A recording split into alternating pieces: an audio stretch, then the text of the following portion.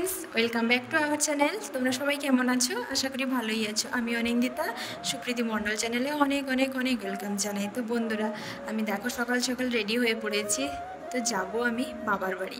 তো বাবার বাড়ি প্রত্যেক মেয়েই তো যেতে খুব পছন্দ করে। আর বাবার বাড়ি এমন একটা জায়গা যেখানে মেয়েরা সব সময় মানে সব সময় ছুটে যায়, কোনো কিছু না ভেবে মনে হয় শ্বশুরবাড়ি যেখানে যাবে যাক, বাবার বাড়ি আগে যাই। তো বাবার বাড়ি যাওয়া মানে তোমরা তোমরা বন্ধুরা তো সবাই জানো যে জামাই ষষ্ঠী। তো জামাই ষষ্ঠীতেই বাবার বাড়িতে যাওয়া। তো তোমাদের দাদাভাইকে তো জামাই ষষ্ঠীতে বড় বাড়িতে ডাক দিয়েছে, শুধু তোমার দাদাভাইকে নয়, আমাকেও আর অনেকেও। তো তার জন্যই বাবার বাড়ি যাওয়া। তো বাবার আগের বছর মানে একটু অসুবিধা থাকার কারণে জামা ষষ্ঠীটা হতে পারেনি। তার জন্যই মা তো এবছর বারবার করে ডাকছে যে তাহলে আগের বছর হয়নি, এবছরও তাহলে হতে পারবে না। তো যাই হোক, মা ডাকছে মানে যেতে হবে। আর তোমাদের দাদাভাইও বললো এত করে ডাকছে যখন, চলো ঘুরে আসি। তো তোমাদের দাদাভাই, আমি, অনি তিনজনে রেডি হয়ে পড়েছি। আর রেডি হয়ে পুরো বাড়ির সামনে দাঁড়িয়েছি তখন বলতে গেলে প্রায় সকাল 6টা। বন্ধুরা, তোমরা হয়তো ভাবছো যে জামাই ষষ্ঠীতে আজকে 3-4 দিন হয়ে গেল, তো আজকে কেন এত দেরিতে ব্লগটা ছাড়া হচ্ছে? তো বন্ধুরা, বাবার বাড়িতে থাকাকালীন ব্লগটা এডিটার করা হয়নি, কারণ বাবার বাড়িতে প্রত্যেক মেয়েরা গেলে একটু আলসেমি হয়ে যায়, ভাবে শুধু একটু খাবো আর ঘুমাবো। সেরকম আমিও হয়ে গেছিলাম। তো ব্লগটা যে করেছিলাম তোমাদেরকে ব্লগটা শেয়ার করতেই ভুলে গেছি। তো যাই হোক, অনেকটা দেরি হয়ে গেছে।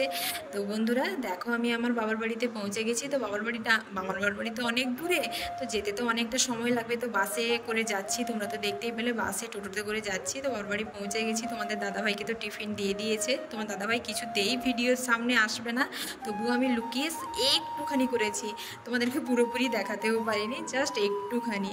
তো দেখো, আমার বাবার বাড়িতে রান্না শুরু হয়ে গেছে। তো জামা ষষ্ঠী মানেই তো মাংস হবে, খাসি মাংস, মাছ, আরও অনেক কিছু রান্নাবান্না হচ্ছে। তো খাসি মাংস যখন হচ্ছে, আমি তো খাসি মাংস খাই না, আমি মুরগি মাংস খাই।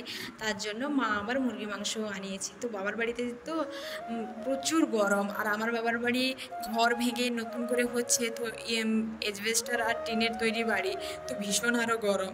তার জন্য তোমাদের দাদাভাই দেখো পুরো ঘাম, মানে পুরো ঘামেই ভিজে গেছে। তো সে চেয়ার নিয়ে রাস্তায় ছায়াতে এসে বসছে। তো আমাকেও তো তোমরা দেখতে পেলে কীরকম ঘামিয়ে ভূত হয়ে গেছি। তো এই যে দেখো, মাংস আমি রান্না করছি। তো মা বললো তুই রান্না কর, যেহেতু জামাই খাবে, হয়তো কীরকম হবে, ভালো হবে কি হবে না, যেহেতু জামাইয়ের আজকে দিন, তো জামাই তো মানে কত পাওয়ার। তো যাই হোক, আমি রান্না করছি। তো দেখো, ভীষণ গরম, গরমে উনানেই রান্না করছি, কারণ মাংস হতে তো অনেক সময় লাগে। আর গ্যাসে এত ধৈর্য ধরে রান্না করা সম্ভব নয়, যেহেতু বেলাও অনেক হয়ে গেছে। আমরা প্রায় বাবার বাড়ি পৌঁছাতে 10টা হয়ে গেছিলো।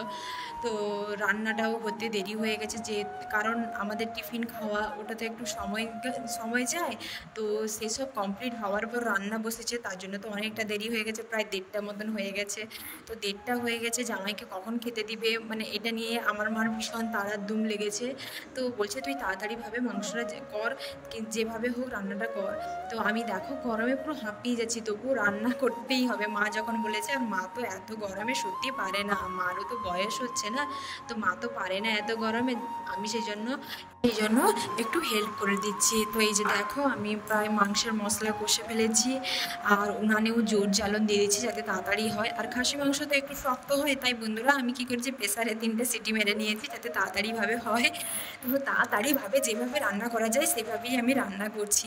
তো জামাই ষষ্ঠীর দিন বন্ধুরা তোমাদেরকে বলি, প্রথমে আমি তো বাসে করে এসেছি, ভীষণ বাসে ভিড়, বাসে এরকম নিঃশ্বাস ফেলার মতনও জায়গা নেই। কারণ জামা ষষ্ঠীর বাজার, মেয়ে জামাই প্রত্যেকের যে যার বাবার বাড়িতে যাচ্ছে, আর ছেলেরা তাদের শ্বশুর বাড়িতে যাচ্ছে। তো ভীষণ ভিড়, কাপড় দোকানে গেলেও ভিড়, মাংস দোকানে। তো রাস্তায় আস্তে আস্তে দেখছি, আর তোমাদের দাদাভাই আর আমি হাসছি যে দেখো মাংস দোকানে কি ভিড়টা না হয়েছে। যেরকম রেশন দোকানে লাইন দিয়ে রেশন নিতে হয়, তেমন মাংস দোকানেও লাইন দিয়ে মাংস নিতে হচ্ছে জামাই ষষ্ঠীর বাজারে। তো যাই হোক, দেখো আমি রান্না কমপ্লিট করে নিয়েছি। তো রান্না আজকে কী কী হয়েছে তোমাদেরকে বলে দিই। মাছ ভাজা, বড়ি ভাজা, আলু ভাজা, ঢ্যাঁড়স ভাজা, চচ্চড়ি, মাছের ঝাল, মাংস, 2 প্রকারের মাছের টক, আর চাটনি হয়েছে। তো সেগুলো আর দেখাইনি বন্ধুরা তোমাদেরকে।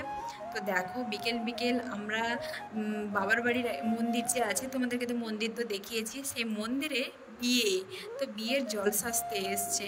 তো বেশ বাজনা বাজছে। তো বিকেল বিকেল একটু বাবার বাড়ির পরিবেশটা ঘুরে ঘুরে ঘুরতে খুব ইচ্ছে করছিল। তো তার জন্য বাজনাটা শুনে তো বাবার বাড়িতে তো আর সবাই মেয়েরাও এসছে, কাকুর ঘরে, জেঠুর ঘরে, সবার ঘরে এসছে। তো সবাই মিলে বিকেলবেলা বেরিয়েছি মন্দিরে, যে বাজনা বাজছে চলো দেখতে যাব। তো দেখো আমরা মন্দিরে এসেছি। তো মন্দিরে এসে দেখি এই যে ব্যঞ্জো, মানে ব্যঞ্জো নিয়ে এসেছি জল সাজতে আর কি। তো ব্যঞ্জোটা বেশ সুন্দর বাজাচ্ছে, বেশ সুন্দর। তো দাঁড়িয়ে তো আমরা দেখছি, আর সত্যি খুব তারা না নাচের তালটা খুব স্টেপ বাই স্টেপ ভাবে করছে, আর এত সুন্দর নাচছে ওই ছেলেগুলো, যেরকম মনে হচ্ছে সব কিছু প্র্যাকটিসের ব্যাপার থাকে। তো হ্যাঁ, হয়তো তারা দীর্ঘদিন ধরে ব্যঞ্জো বাজাচ্ছে, হয়তো ওদের প্র্যাকটিসেরও ব্যাপার আছে। তো এই মন্দিরে আসাতে তো তোমাদেরকে তো বলেছিলাম যে জামাষষ্ঠীর বাজার।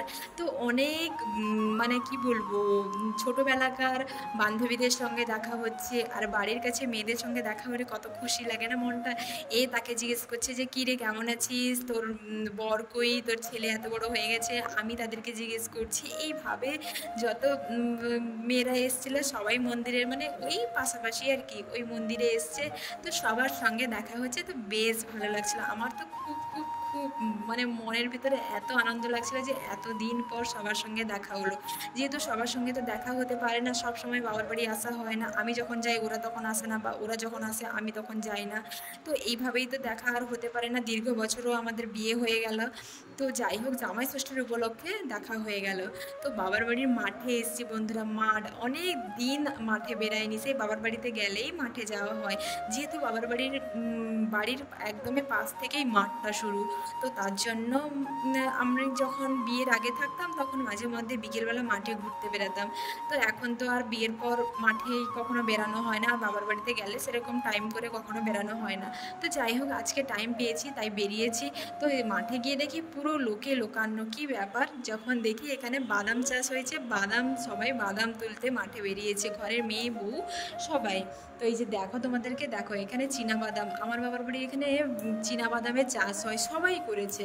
তো দেখো বাদাম তুলে আলে সব ফেলেছে, তুলবে, কারণ জলে ফেললে তো বাদাম পচে যাবে, ওই জন্য এই যে দেখো সব সারি করে বাদাম তুলে রেখেছে, তারপরে সময় করে তুলে নিবে। তো দেখো মাঠে কতজন ঘুরতে এসছি, পুরো পাড়াটা যেরকম মনে হচ্ছে উঠে এসছে। আর অনি তো কখনো মাঠ ফাট তো সে কখনো দেখেনি না, সে দেখে কীরকম লাফাচ্ছে শুধু, মানে সে বন্ধুরা তোমরা যদি নিজের চোখে না দেখো তো বিশ্বাসই করতে পারবে না। তো শুধু কত বাদাম, যেহেতু আমার জেঠুর ঘরে বাদাম চাষ হয়েছে, তো সেই বাদাম তুলে সব কাঁড়ি করেছে, খুব খুব সুন্দর লাগছে বাদাম গাছগুলোকে আর বাদামগুলোকে দেখে, বেশ আনন্দ লাগছে যে বাদাম কতদিন পর দেখতে পেলাম। কখনো আমি আইবুড়ো থাকাকালীন অবস্থায় এরকম বাদাম তোলা হয়নি। তো এই যে দেখো আমার বাড়ির পাশে একজন দিদা, সে বাদাম তুলছেন, বয়স্ক মানুষ, কি করবে, যখন বিকেলবেলা রোদ গড়াতো তখন বাদাম তুলতে আসতো, সেই দিদার বাড়িতেও চাষ হয়েছে। এই যে দেখো তোমাদেরকে দূর থেকে ক্যামেরা করে দেখাচ্ছি, কত লোক দেখো শুধু বন্ধুরা। তো বন্ধুরা, আজকের আমার বাবার বাড়ির জামাষষ্ঠীর ব্লগ কেমন লাগলো তোমরা কিন্তু অবশ্যই কমেন্ট করে জানাবে, আর ব্লগটা ভালো লাগলে লাইক সাবস্ক্রাইব করে দিবে। সবাই ভালো থেকে সুস্থ থেকো, দেখা হবে পরের ব্লগে।